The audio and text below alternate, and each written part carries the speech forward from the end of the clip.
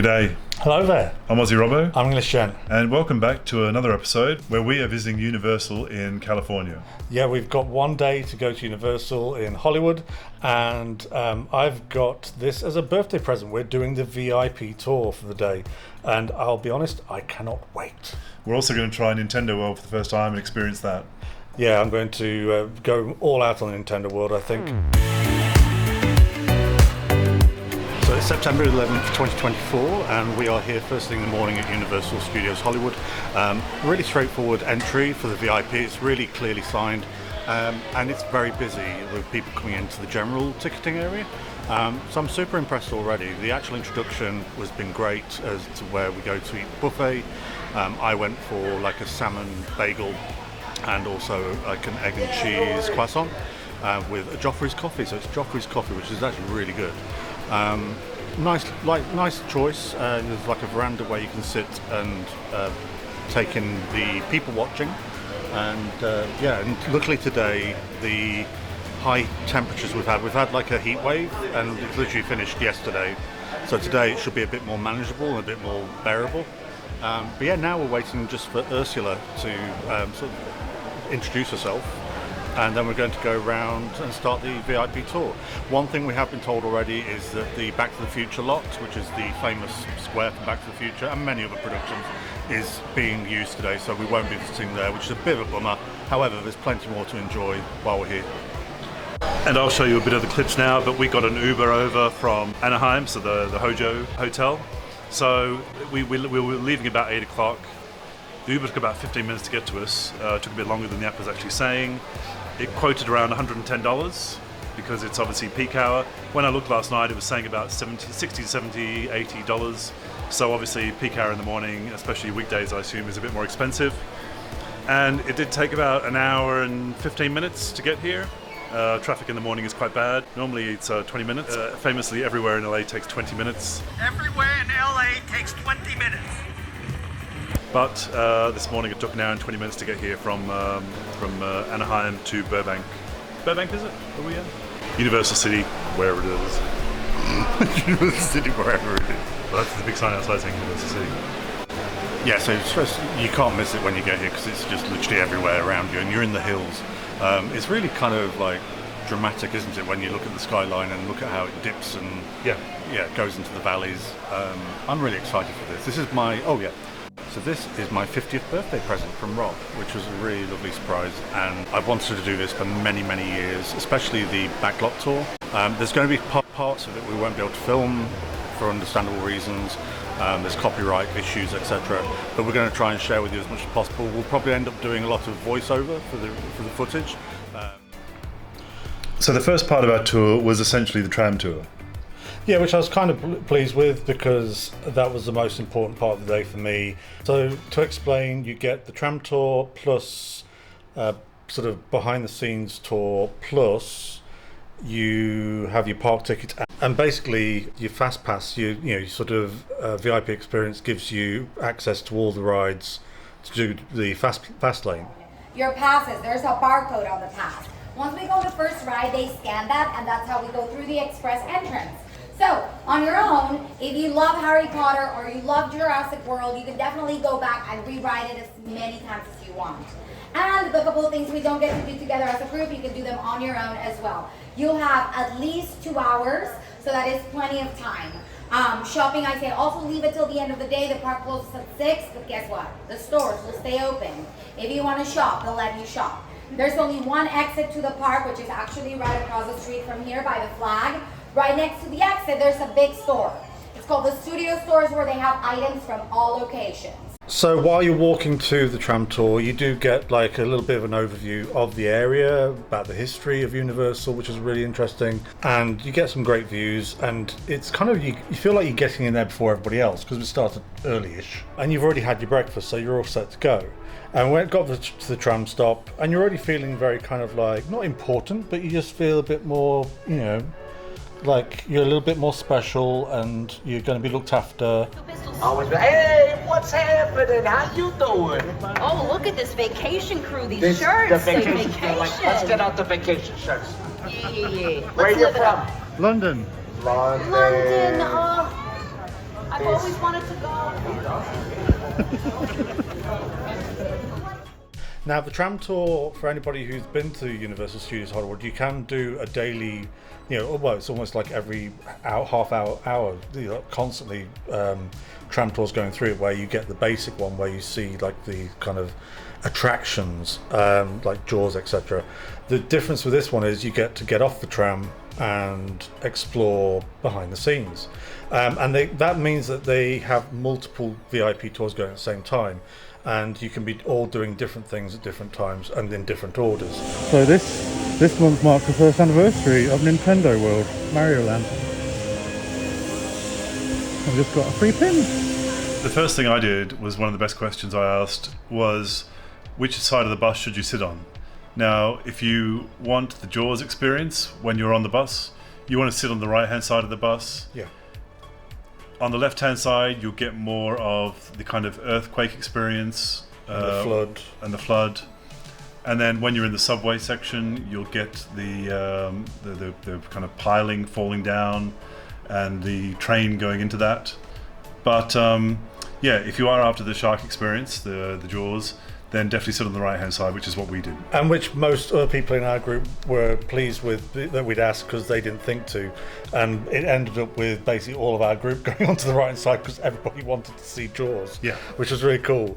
There is a downside to that, though, and we'll get back to that later. On your left, they're working on Ted. Ted, the TV show. On your left, those are production offices. Writers, producers, directors, casting directors, they have their offices right here. We're about to drive by a very iconic one, 5195. Take a look to the left. Do you guys recognize the profile painted next to the numbers? Alfred Hitchcock, that is right. That was his office until the day he retired. If you take a quick look to the left, you're gonna see buildings, part of our metro sets. Those buildings are fake, they're just sets. Metro sets comes from the word metropolitan, because we can recreate any metropolitan city in the world. So the street you see right here on your left is called New York Street. Doesn't have to be New York, it could be Boston, Chicago, San Francisco, Los Angeles, whatever you need, you can make it happen right here. So first things first, we went into the Kong experience. Now, if you've been to Universal Orlando, they have it as part of their ride. It's the same thing. It's the 3D digital sort of VFX kind of thing where you're on a tram and it's moving and it's shaking. Yeah. It is actually quite effective. Yeah, it's fun. Yeah, it's fun. A good way to start it. It's a good way to start. That, ladies and gentlemen, is King Kong 360 3D, one of the largest and most intense 3D experiences on the planet. The epic battle we just witnessed was projected on one of the largest 3D screens in the world, standing at about 40 feet tall and 180 feet long. The movie was designed by Mr. Peter Jackson himself and the Academy Award-winning filmmakers as well as digital. And the final part of the tour that was done a bit earlier was going into the set section where you can't film and you can't take photos. It wasn't actually that interesting. It was a very short walk around the set area, and you're just looking at furniture that could possibly be used in TV shows and films. We saw the gladiator throne, that was one of the main pieces, and we saw the throne that Charlize Theron sat on for the Huntsman and Snow White. Yeah, but there wasn't that much interesting stuff in there, to be honest. It was just basically an old furniture shop. It felt a bit like going around TK Maxx, the home section, or but you still got a little bit of history. You still got a little bit of know-how as to how all these things work, and then you start going to see more of the actual sets, which is great, especially if you can spot and recognize things. So we had the Good Place. That's the first spot we got to get off the tram and have a look around. I personally love the show The Good Place. If you haven't seen it, then check it out on Netflix. And I'm not going to give any spoilers because there's a really good spoiler that you could give away right easily with The Good Place, but I won't. But it's really cool to be in that area and see the buildings because they haven't really changed them, and they did admit that they really only use the sets now mostly for TV shows. It's very rare that the films might come and do one scene somewhere and that's it. As part of the experience, sometimes it does stop in the square where they film Back to the Future and other things. We did ask about this at the beginning, but unfortunately unfortunately, we were told that we definitely wouldn't be going there because they were filming in the area, so there was no chance that any of the tours were going to go to that section. And there was a couple of other people like ourselves who really were hoping we'd get to do that. We didn't even get close. It was not even like anyway. Yeah, no question. And then we did the underground kind of subway section where the fire happens and the earthquake and all this sort of business. And then there was also the other section where the street gets flooded. Yeah, highlight for me though, and one of the things I've wanted to do for many, many years, and one of the main reasons why I wanted to do this, was the Jaws experience. It's cheesy, it's tongue-in-cheek, it's old, it's showing wear and tear, but it just is a thrill. It's just thrilled to see. And we did have a prime location for it. We sat towards the back of the bus on the right-hand side, and we were in a great spot. It did give you lots of yelps, not so much about the shop, but like the explosions and everything that's happening around you. So that was a highlight for me. I really got a lot out of that, and so did other people. Unfortunately, the Hitchcock house was kind of covered up for Halloween Horror Nights, and so was the motel. We did see Tony Perkins, actor, but it was very brief compared to what normally happens. Yeah, he was on the left-hand side again, so that meant you didn't really see him very well. Same as the earthquake, same as the flood. So it is really a case of, if you want to prioritise your experience, really think about which things you would like to see first. If the motel had been open and hadn't been covered by Halloween Horror Nights, that would have been great on the right hand side, because normally he's carrying a body out of the motel. Yeah, it would have just been more impressive, but I guess it wasn't this time. It's better with the rain. Even better with a flood. Nothing more romantic than a flood, right? So here you go, everybody, right towards you, 13,000 gallons of water. Surf's up. And then we got to the kind of Wisteria Lane Desperate Housewives, which I watched Desperate Housewives. That was a fun show for me a long time ago, and not much has changed, but you've then got a breakdown of what all these houses have been used individually for other stuff, and that was really interesting. The one that stood out for me was the Munsters. The Munsters house was on Wisteria Lane, and I used to watch that as a kid religiously on BBC Two, I think it was, and so that was quite cool for me. And we were out on the street, and you could have a good look round, and it was really, genuinely really interesting. It was fascinating for me because I got to walk down that street 25 years ago, so it's kind of a surreal moment being back there 25 years later. And had it changed much at all, can you remember? In my memory it was very different, but then it probably wasn't that much different, to be honest, I guess. Yeah. It's a beautiful street. It's really beautifully laid out, the way the street is. You do feel like you're in a suburban little district.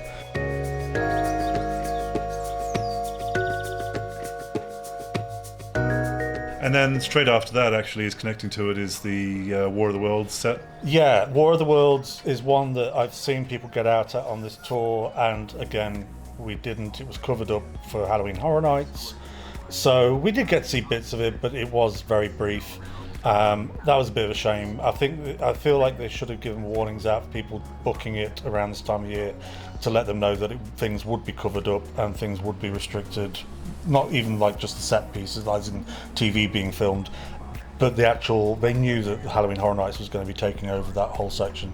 And then we did the sections where it was basically the Fast and the Furious, which was kind of okay, but it was a bit shoddy, I think. I've got no interest in it. We've seen Fast and Furious films. They don't really last for us. They don't have any. So we've just finished the tram tour, and now we're going to go on to do the WaterWorld show, followed by Hogwarts, and then lunch after that. So it has just gone 12 o'clock, so I guess we're doing those two in the space of the next hour. Yeah. How's it going for you so far, Darren? Yeah, a bit disappointing because Halloween Horror Nights is on. It means that you don't get to get off the tram where you normally would do, which is the Nope set and, more importantly, the War of the Worlds set, which is something I was really looking forward to doing. That's a bit of a shame. And also the Psycho House was covered up, and the Bates Motel was covered up. I feel like you should be given warning that you're not going to be able to get to do those experiences, because it does make a huge difference. WaterWorld, awful movie, absolutely fabulous stunt show. Yeah, the stunt show was quite impressive. I liked it better than the Indiana Jones one we saw at Disney a couple of years ago. Yeah, it feels Florida. more natural. It feels a lot more realistic, and what you're seeing is real kind of stuntsmen at work, and they're all so good at what they do. But it's funny as well. It's so funny. You get essentially VIP seating, so you can take in the whole thing. If you want to get wet, you can sit in the green area seats, and I warn you, you will get soaked, because before the show even starts, they throw water at you. I know some of this has trended recently on Twitter with an incident at this show, which is quite funny to watch, with a woman, basically a Karen, who kicked off, and the guy just went, well, you've sat here, and covered her in water. So, but yeah, definitely worth a watch. Even if you're not doing the tour, I would make time to go and see that show, because it is impressive.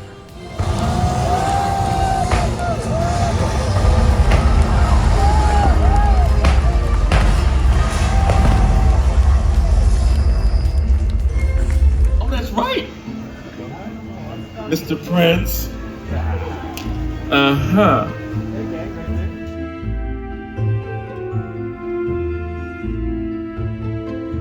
Hogwarts is essentially, it's brick for brick, the same as Orlando. Yeah, the restaurant area is in exactly the same position. There's an undercover area where you can get shade, where right next to the lockers, which is exactly the same. The whole layout is pretty much exactly the same, apart from the castle or the actual school. Actually, the Hogwarts school is in a slightly different position, but the ride is exactly the same. And they've got Flight of the Hippogriff and the sort of Hogwarts ride where it's the flight simulator. Unless you've got young children, the flight of the Hippogriff or whatever it is really not that interesting. Yeah, it's a baby coaster. Definitely not worth queuing for. It's a baby coaster. You're on and off it in no time at all. It was quite surprising how quickly it was.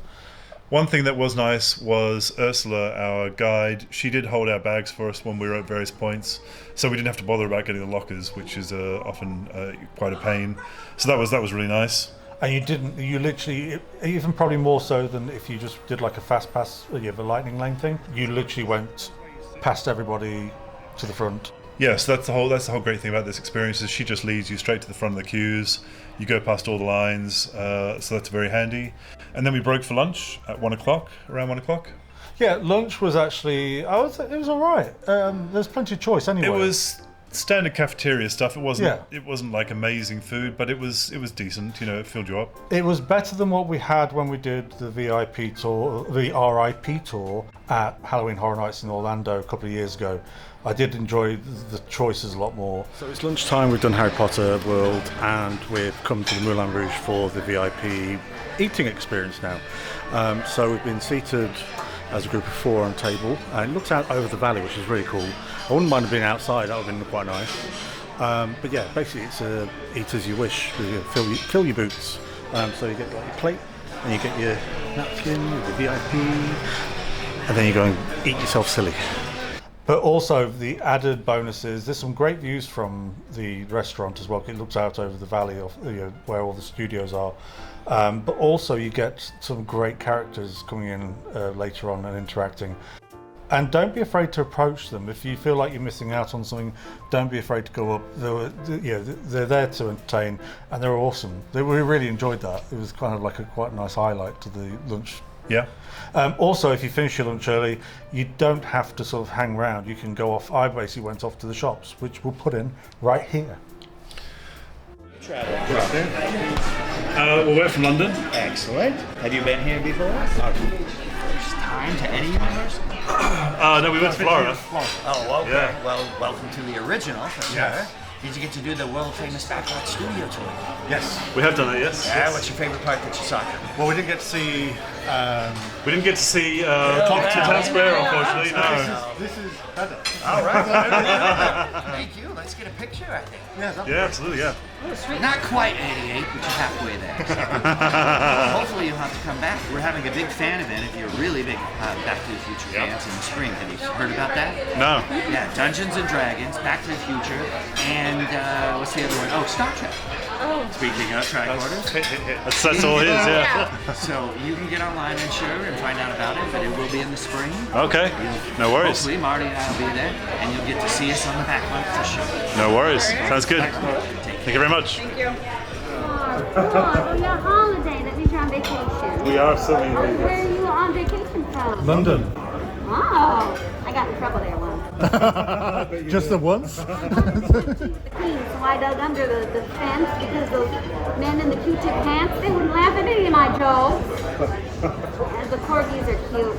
Did you get your tea in the end though? No, I got bit on the ankle. That's a souvenir, a bandage from the palace. Oh, yeah, I told them all my jokes. Let's see, here's a good one. What do you get when you cross a snowman and a vampire? Don't know. Frostbite. Oh, see, they I saw Frost coming in there there somewhere. That's a good one. Well, you should be those stars. You're looking beautiful, by the way. Magnificent, yes. Okay, I shower.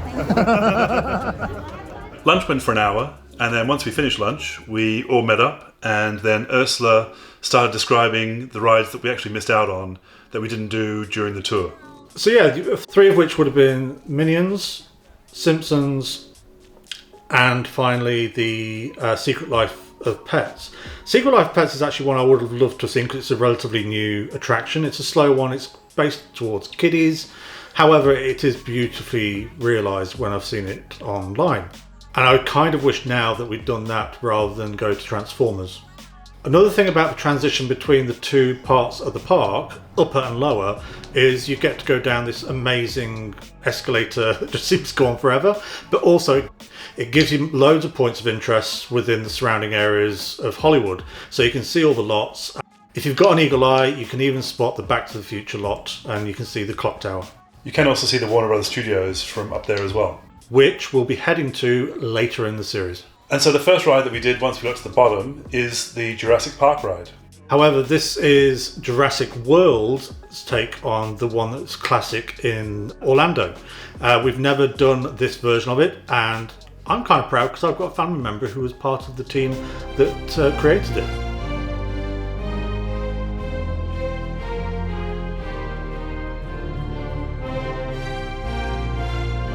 Notice that it is Jurassic World, not Jurassic Park.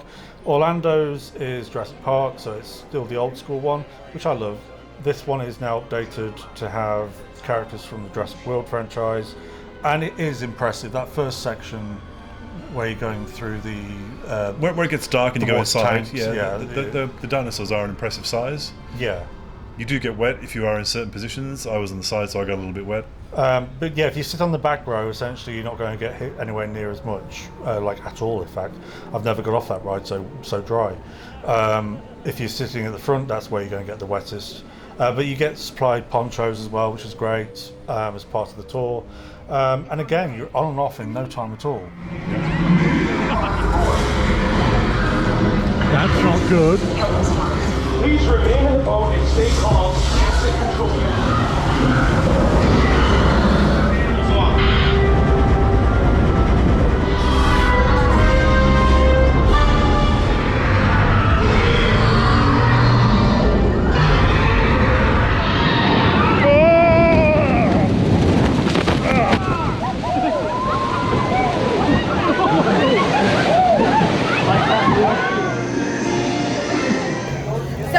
The next ride, Revenge of the Mummy, is a roller coaster in the dark. There's no drops or loops, it's just very fast. It's about the acceleration. Like Harry Potter, backpacks are not allowed, but I can help you once we get to the front of the line. Let's all cross the street together, and if you're not riding, I'll show you where to wait. Was the Mummy ride? Yeah, so the Mummy, it's got some variation to the Orlando one. It feels quicker. It doesn't feel like there's as much visually happening. I don't think there's any fire. Well, there wasn't any fire. There's elements that were missing. It was fun though. It was actually a really fun ride. And again, we're right at the front, so you can't really complain. The next one we did was Transformers. It's exactly the same as what it was in Florida. It's fine, it's okay. We didn't need to do it again, but it was basically the precursor to going into Nintendo Land. So we did do the ride. Yeah, I feel like they know exactly what they're doing. They've saved Nintendo World to last because they know that most people want to do that.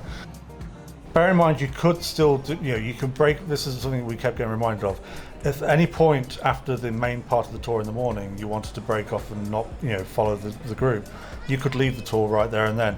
And some people were tempted, but in the end, we all end up staying right till the end. Yeah. Nintendo World, again, you get to use your passes and you get to go straight to the front of things. Yeah, so Ursula did explain to us about how a lot of the stuff works in the park. It was a very quick run through, but she did explain some of the sections, and then she took us on the Mario Kart ride. Yeah, the Super Nintendo World is very impressive. As you walk in for the first time, it is super impressive, and it's great when you're with a group because everyone has the same reaction. We were lucky enough to have like a younger lad with us and his father, and that's all he wanted to do all day, bless him. And his eyes lit up, and he was so excited. And that was where we left, and that's where we finished the tour. And this was just before 4 o'clock in the afternoon. So we'd been going for quite a few hours with the tour. So after Ursula brought us into Super Nintendo World, well, she explained a bit about the attraction and the surroundings, how it worked, and then she took us on the final ride that she was going to take us on, which is Mario Kart.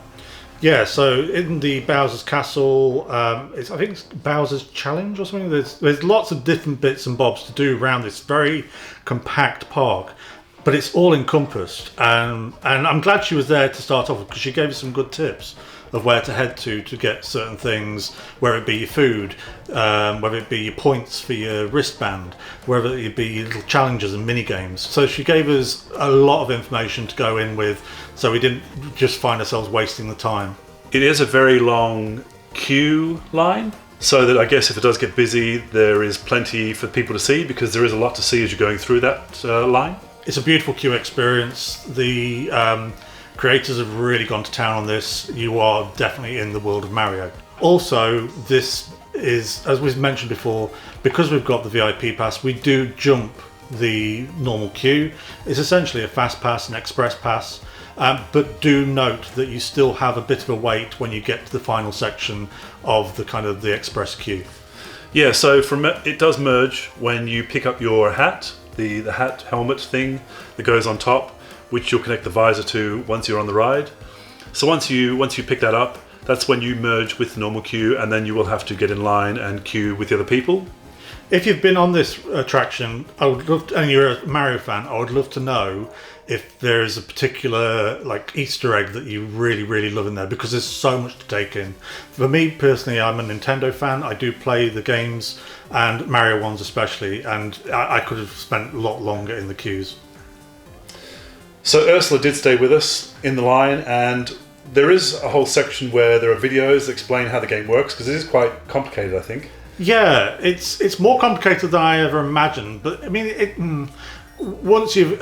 one of those attractions that you really do need to do twice to really get your head around it, I think. Yeah, Ursula did explain how it works for us, but we didn't do so well on the first go because it is quite confusing. And we actually did do it a second go once we had finished with the main group. I mean, we beat the people in our car. So that's all that matters. And so once you're on the ride, you then connect the visor on the carriage to your helmet, and that is what you're going to be looking through for the entire ride.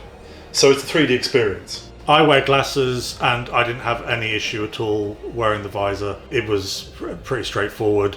It's a bit trippy regardless of whether you wear glasses or not, to be honest. They do say that you're supposed to be steering while you're doing it, but I couldn't tell how much of an effect my steering was individually having on the main carriage. There was 4 of us in that main carriage, so I don't know how much effect all of us steering in different directions was having on that. You could say the ride is fast and furious. I've heard mixed things about the ride. We both play Mario Kart. We know how the game is centered and what the general aim is. It's not brain surgery, but getting your head around how to do it, you spend half of it kind of getting used to what you're doing and where you are. It's a bit slower than I thought it was going to be. I enjoyed it. It made us want to go on again, so we did go around for a second time. And again, because we've got the VIP pass, we could go straight to the front again. I definitely enjoyed it more the second time round. It's definitely the premier ride of this little kind of section.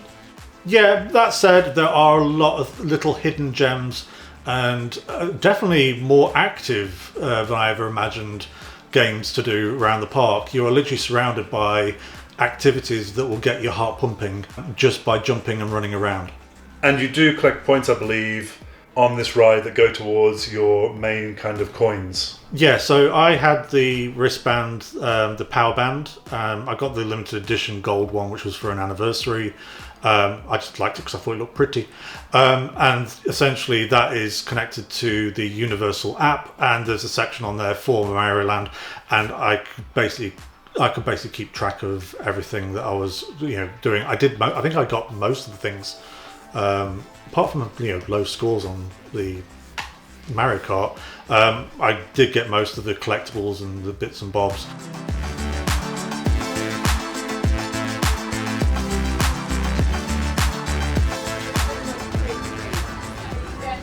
What is it? It's when you do fire. Yeah, but what is it? I don't know. Sweets. Sweets. I don't know. It's a drink bottle.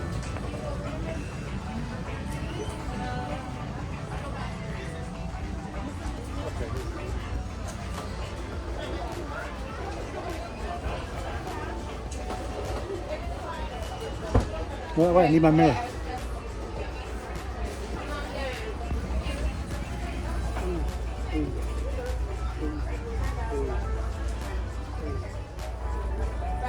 Bonbons? Or, if we're really playing for the win.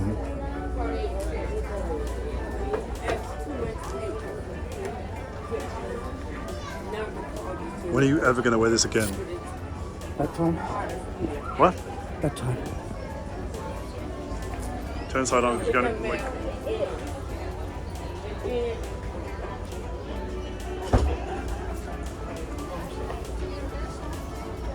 They're quite cool. What? They're quite cool. Cool is a word, anyway. There's something. Mario has good. That's a good one. It's rather risque, isn't it? Kinky. When you're going to join the Furries Club?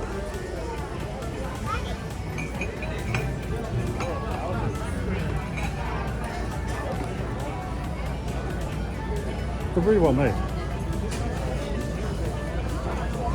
Actually, back to the... That was a backpack for $100? Yeah, so it's the one with the spikes on it. Yeah. Pleather. Pleather, no less. Wow, that's heavy. You'd hope it would be for $100. So you did buy a band for Nintendo World? Yeah, after we finished the tour, we thought, well, we might as well make the most of the fact we're in Nintendo World, and I decided to go and get myself one of the bands, which is what you collect your coins with, which means you can advance through various games. It's super fun, but please bear in mind that this is all you're buying it for, is just to collect coins. You can't buy anything with these coins. It's all it's a game. So the Power Band, if you are using one and you've used it in Universal here, it's going to be available to use every single park that has a Mario or Nintendo World. So that's good for Orlando. Final purchase?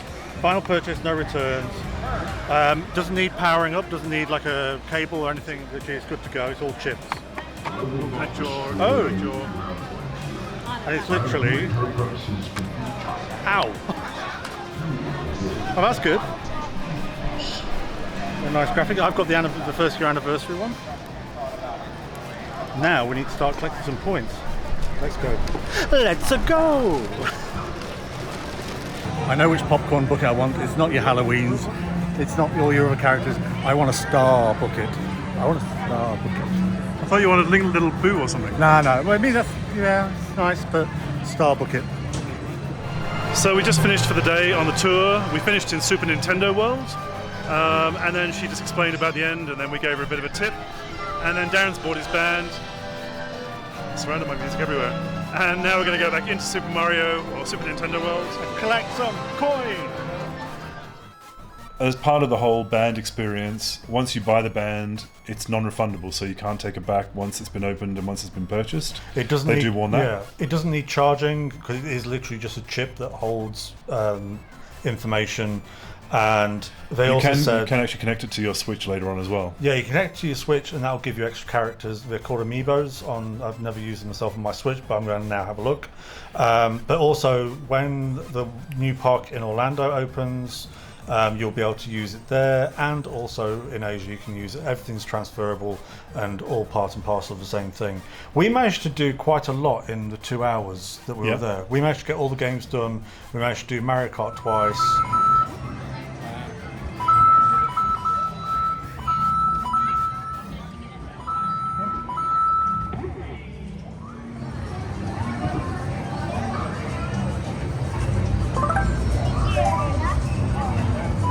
Of 132. So that's 418, and I've got 2 of the keys already. Not bad because they're only 10 minutes.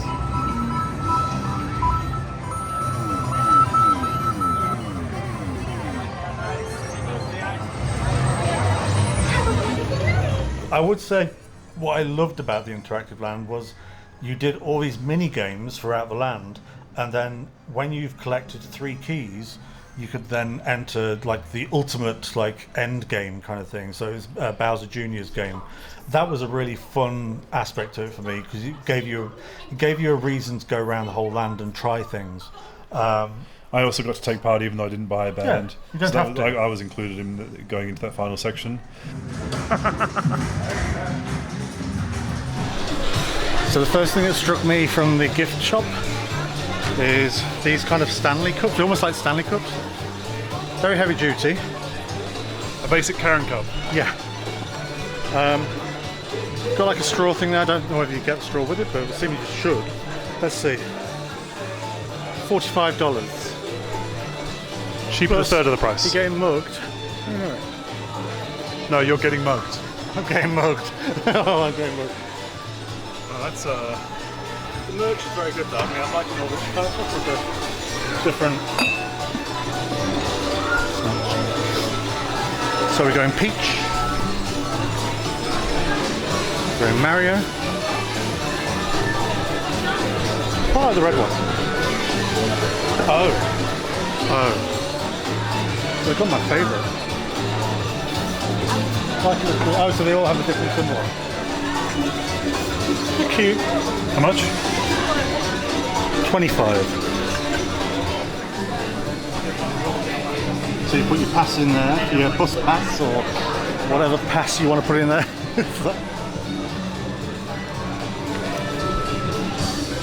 So let's make that into a shoulder pal. That will do like, so they're like that.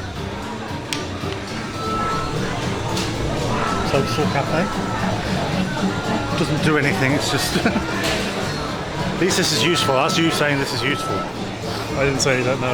I said you should think about it and put it back. I mean, we really should do a Mario and Luigi photo.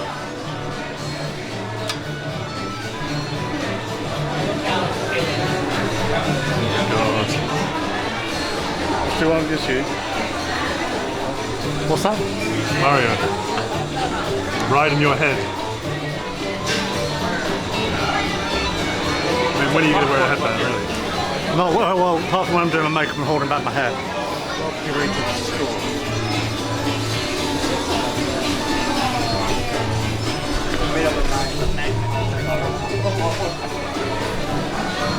Free refills on the day of purchase, but it's like you're buying just before you leave. You're done. You're not going to, yeah.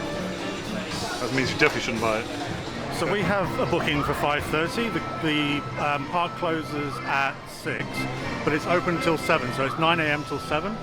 What we will do though is we're going to stick a link down below. It's the link you use on the day to book your slot. So then you don't have to do the QR scan. If you want to go to Toadstool Cafe, the day we were there it was actually quieter. The morning slots went really quickly when we were on the tour. I checked online. There is a QR code which we'll put in here, but I'll also put a link into the page which has the reservations. So when you're on the day, you can check for reservations, book it. It's dead easy. In the end, we actually found that we got the 5:30 because the park was closing at 6, but the restaurant closed at 7. We got the 5:30 seating, but we didn't actually need it. You order it from the counter. They give you a buzzer. You take it over to they take you to a table, and you just wait for your food to be delivered. What did you think of the food? Okay, so I'm going to start off with the cheapest, which was the garlic sort of muffin bread things. Yeah. They were probably the most disappointing. I mean, they were the cheapest, but at the same time, They were just very doughy and very sickly. The sauce they came with was very nice. I actually quite liked was it like a marinara sauce? Yeah. That was lovely, but the actual, they had like a muffin bun consistency, and it was just, a bit stodgy. We didn't finish those, even though they were very small and there was only 4 of them. The one I was most surprised about was the mushroom soup. I'll admit, I ordered it because I just wanted the mushroom bowl that you get with the purchase. However, that's the exact reason why you ordered it. However, it was my favourite dish. It was beautiful. It was so creamy. The mushroom wasn't like overly strong. It didn't feel stodgy. I will note though that, because I've heard other people refer to it as if you get a brand new bowl, but you don't. The bowl you get is the one you'll be taking with you. So make sure, so the soup's in like a little silver container that you can take out, and all you need to do is wipe it down. Take it to the bathrooms, take it to the taps, rinse it out, whatever. But they are plastic. It looks ceramic, but it is actually fully plastic. But yeah, that was well worth the purchase for me, because I got the bowl, and the soup was actually really lovely. So the garlic ones, I would give those 1.5 Kenobis. The soup for me was a 4 Kenobis out of 5. Yeah, I'd say 4 shrimps and a barbie. The meatballs, so I was looking forward to the meatballs, trying the meatballs with the spaghetti. Yeah, fireball meatballs, weren't they? Yeah. And I was a bit worried about how spicy they would be, especially with you not liking spicy stuff. But I thought there was a little bit of a kick, but it wasn't too spicy in terms of the spaghetti sauce. Maybe they have different measures, different certain days. It wasn't too spicy. Meatball was fine. It wasn't amazing. I'd give it a 3.5 shrimps and a barbie. I would give it 3 Kenobis. Mainly because I just found it a bit, the actual pasta I found a bit stodgy. The meatball for me was fine, the sauce was fine. I wouldn't worry too much about it being too hot, because it really wasn't for me. What about your drink? That was awesome. Very different, very boba. So it was basically more boba balls than it was anything else. That's my only criticism, is I would like to have had more actual of the sort of like lemonade liquid that was in there, because that was actually really refreshing. And what you ended up with was lots of the ice and a lot of boba balls and the jelly stars, which were tasty, but it made it less of a drink and more of a meal. You end up sort of literally eating them rather than actually drinking. But I would recommend it. It was a refreshing drink, and it was something different. It looked pretty, it looks great on Instagram, but it was actually quite flavourful, especially the boba balls. They were actually very, like, when they popped, they had different sort of flavours, and all of them complemented each other. The tiramisu? Yeah, so the tiramisu very much looks pretty for Instagram. I thought the inside was quite nice. It's nice enough. The sides were a bit weird. It looked fantastic. Yeah. The sides were a bit strange, but the actual centre of the tiramisu was great. You kind of have to deconstruct it. You have to take all the panels off to be able to get to the tiramisu itself.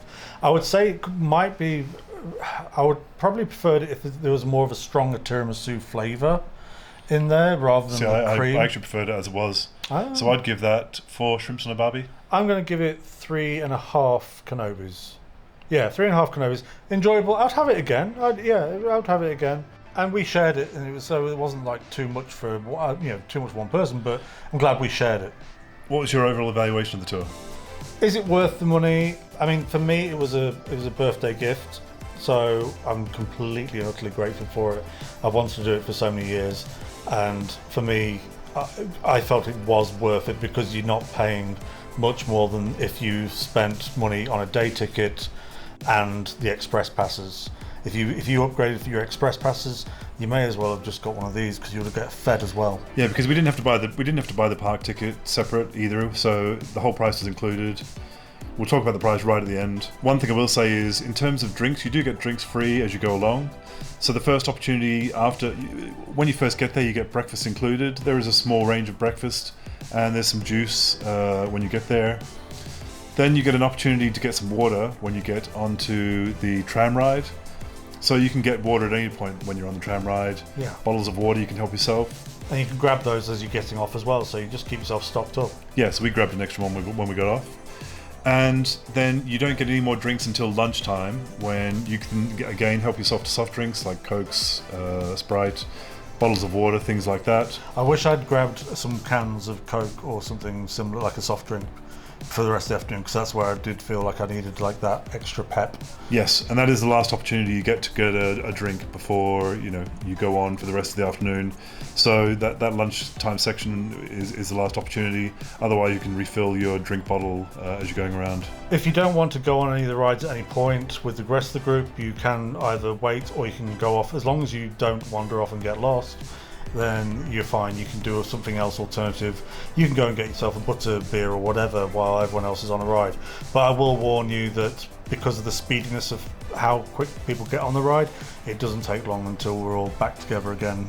Yeah. If you've only got one day to go to Universal and you want to get it all in one day, then this is for you. You're getting fed, you're getting watered, you're getting information that other people aren't, you're getting quick access to things, and you're being looked after. One thing I would say is we're not sure exactly what time the park normally closes, because this is our first time going. But tonight it closed at 6 o'clock in the evening, which we felt was quite a short day, especially for how much you're paying. So that was a bit of a surprise when we got there.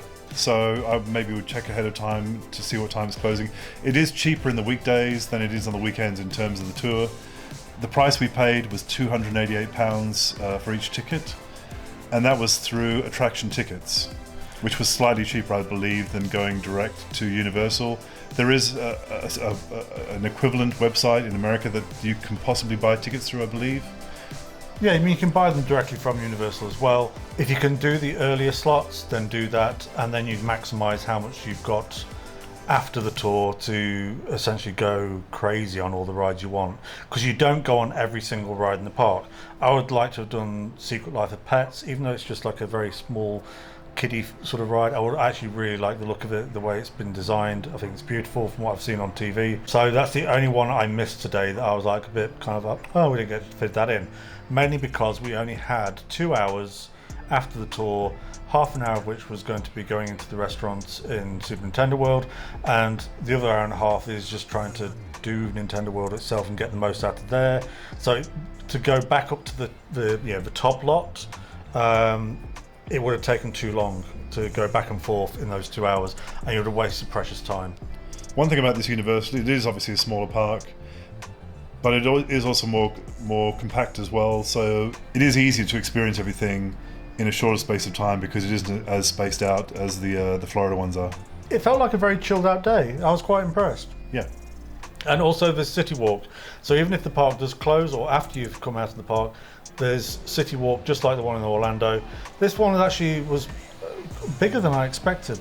I'd seen it on TV before on YouTube. Right. And yeah, there was a lot more choice there in regards of shops than I remembered on TV. Yeah, if we came back here again in the future, probably try somewhere to eat there.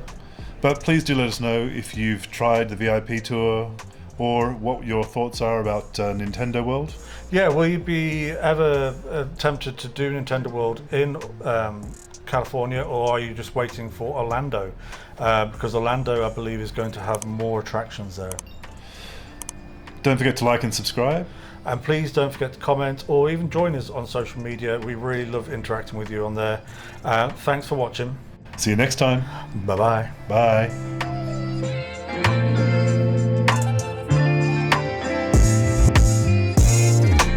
Halloween Horror Nights Hollywood style is on, but they've still got Little Boo. Gotta love our Little Boo. Oh, that's cute. Oh, I might be buying something. Oh, help me.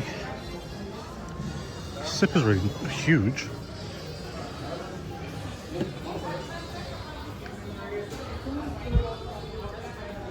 A Shrek.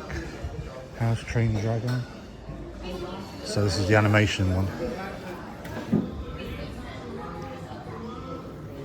Little Boo cap. I actually quite like that. We got one of these 2 years ago.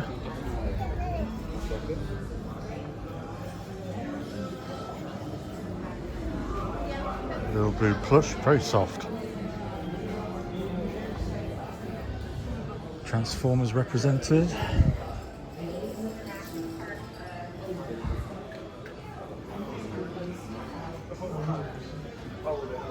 Scooby-Doo. E.T., I've actually got that E.T.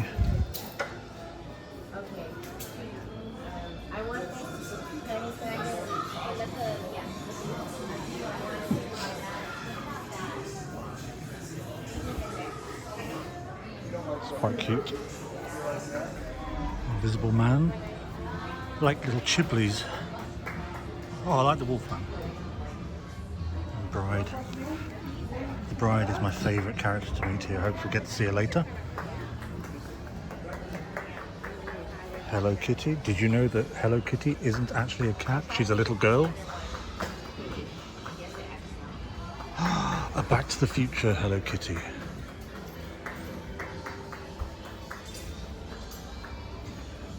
Jaws Hello Kitty. Jurassic Park, maybe?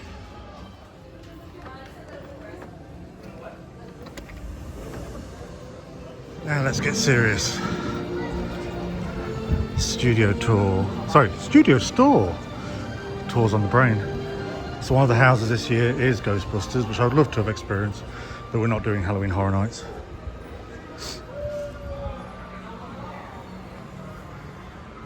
What I am looking for. Oh, hello. This is the anniversary.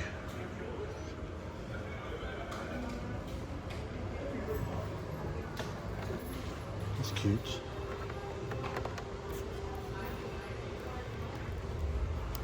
And they're on sale.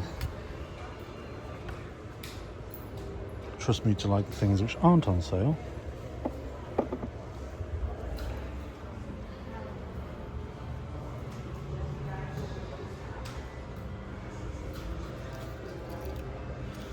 Select merch up to 27%. Sorry, up to 70% off. That's nice. $5.99.